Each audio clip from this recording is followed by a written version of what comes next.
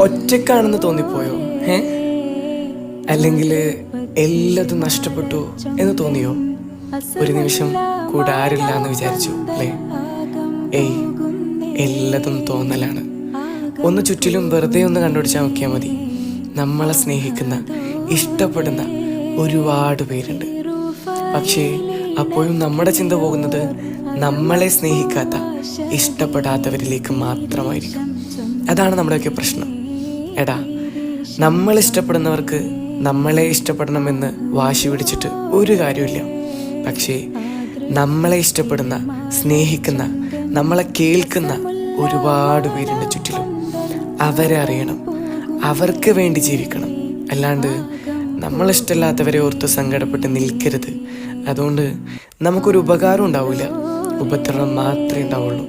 so ജീവിക്കണം, നമ്മളെ ഇഷ്ടപ്പെടുന്ന